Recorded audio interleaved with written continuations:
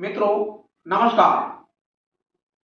खजुराहो अपने स्थापत्य की वजह से देश विदेशों में चर्चित है। ये पहला मौका है कि खजुराहो राजनीतिक बाड़ाबंदी या कहें कलेक्टर सुरेश कुमार की लोकतंत्र को चोट पहुंचाने का साजिशन तरीका जो उन्होंने अपनाया है, इंडिया गठबंधन की प्रत्याशी और समाजवादी पार्टी की उम्मीदवार मीरा यादव का जो नामांकन निरस्त किया है, उसके कारण चर्चा में आ गया है। खजुराहो विधानसभा लोकसभा क्षेत्र से भारतीय जनता पार्टी के प्रदेश अध्यक्ष विष्णुदत्त शर्मा प्रत्याशी हैं। विष्णुदत्त शर्मा पिछला चुनाव लगभग 4.5 लाख वोट से वहां से जीत कर आए थे और ये पहली बार ऐसा हुआ है कि जब कांग्रेस ने मध्य प्रदेश की किसी सीट को गठबंधन के तौर पर समाजवादी पार्टी को दिया।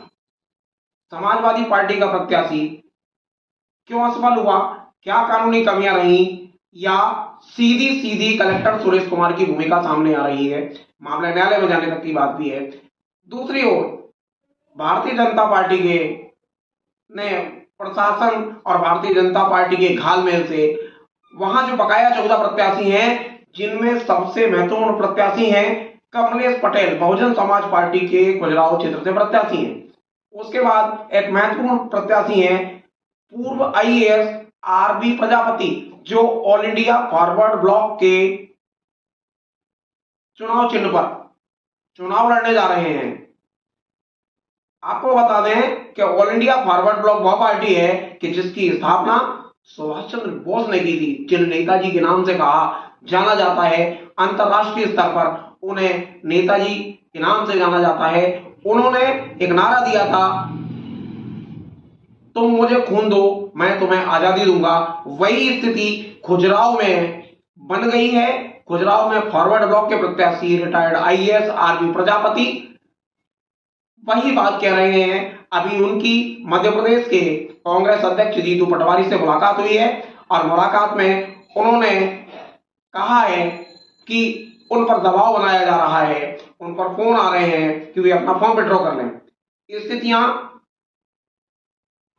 साफ दिखाई दे रही हैं कि दबाव बन रहा है। इसी प्रकार से पीपुल्स पार्टी के प्रत्याशी पर भी दबाव बनाया जा रहा है। इसी तरह से जो गौड़वाला गणतंत्र पार्टी है उसके प्रत्याशी मौर्य हैं, उन पर भी पंकज मौर्य पर भी दबाव है, पन्नालाल पर भी दबाव है कि भाई अपने फॉर्म विड्रॉ कर लें।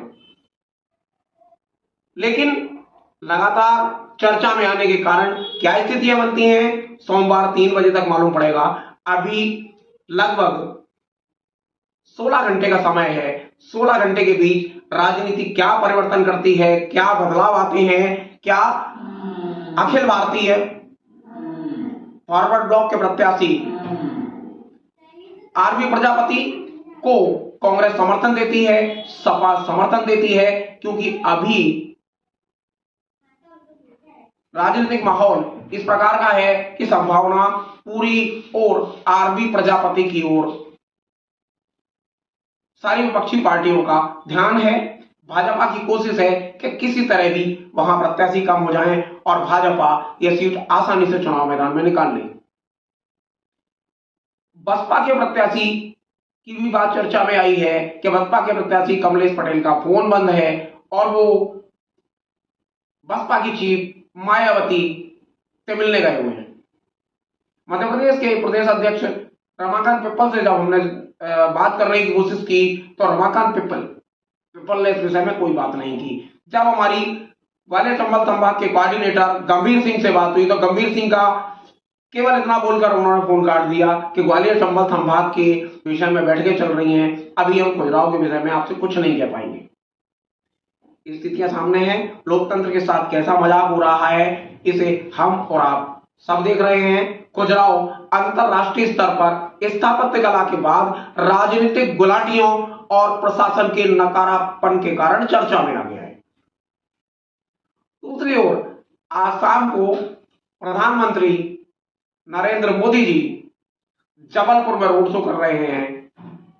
जबलपुर में रोड शो से पहले वह बंगाल में सभा कर रहे थे। सभा के दौरान बार बार धारा 370 का बखान करते हैं। धारा 370 खत्म हो गई। 370 कश्मीर का मामला है। बंगाल में कोई धारा 370 नहीं है कि जिस पर लोगों में उबाल आए और उसकी बात की जाए। धारा 370 के नाम पर जिस तरह से पूरे देश में एक माहौल बनाने की कोशिश की जा रही है, उस पर ब्रेक लगाया जाना चाहिए। इसी तरह मध्य प्रदेश में भारतीय जनता पार्टी के उम्मीदवार, गुना लोकसभा क्षेत्र के उम्मीदवार ज्योतिरादित्य सिंधिया लगातार मंदिर मंदिर जाकर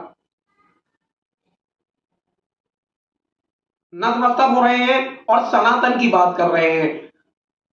कायदे से चुनाव के दौरान अगर धर्म की बात कोई पार्टी करती है या प्रत्याशी करता है तो उसके खिलाफ आचार संहिता का मामला दर्ज होना चाहिए। लेकिन क्या कारण है, ये तो गुना के नेता और गुना की जनता जानती है कि अभी तक सिंधिया के खिलाफ आचार संहिता उल्लंघन का मामला क्यों नहीं दर्ज कराया गया।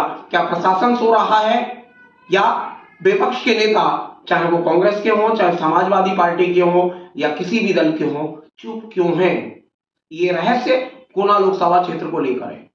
एक ही मोदी है जिन्होंने सनातन धर्म का युग दोबारा भारत में स्थापित किया। मेरे भाइयों बहनों, एक ही मोदी है। दूसरी ओर आज शाम को प्रधानमंत्री नरेंद्र मोदी जी जबलपुर में रोड शो कर रहे हैं। जबलपुर में रोड शो से पहले वह बंगाल में सभा कर रहे थे। सभा के दौरान बार बार धारा 370 का बखान करते हैं। धारा 370 खत्म हो गई। 370 कश्मीर का मामला है। बंगाल में कोई धारा 370 नहीं है कि जिस पर लोगों में उबाल आए और उसकी बात की जाए। धारा 370 के नाम पर जिस तरह से पूरे देश में एक माहौल बनाने की कोशिश की जा रही है, उस पर ब्रेक लगाया जाना चाहिए। इसी तरह मध्य प्रदेश में भारतीय जनता पार्टी के सरकार अलगाववादियों के सामने कब का सरेंडर कर चुकी होती। ऐसी कांग्रेस ने देश को आर्टिकल 370 जैसा नासूर दिया था।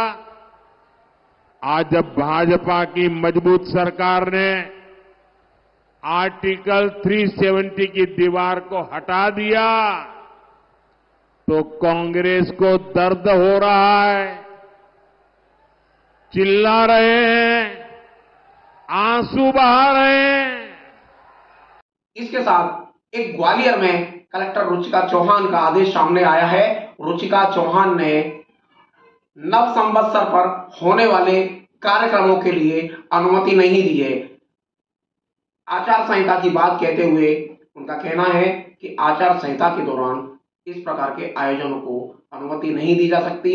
विश्व हिंदू परिषद के पप्पू वर्मा ने एक बात कही है। उनका कहना था कि हम प्रशासन के इस फैसले का विरोध करते हैं, लेकिन आचार संहिता के दौर में अगर प्रशासन कोई कदम उठाता है तो उसकी पूरी जिम्मेदारी है कि माहौल न बिगड़े।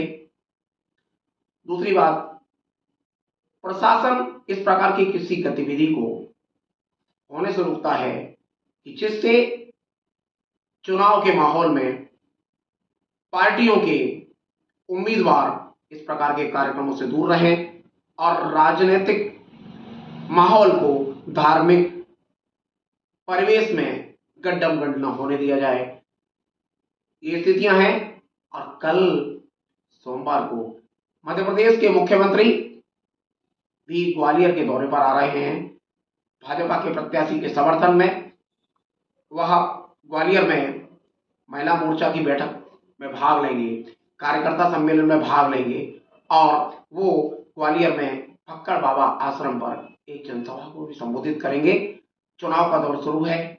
कांग्रेस लगभग ग्वालियर में, ग्वालियर ही नहीं, अगर ग्वालियर चंबल अंचल की सीटों पर बात करें तो मुरैना और ग्वालियर में भाजपा से 30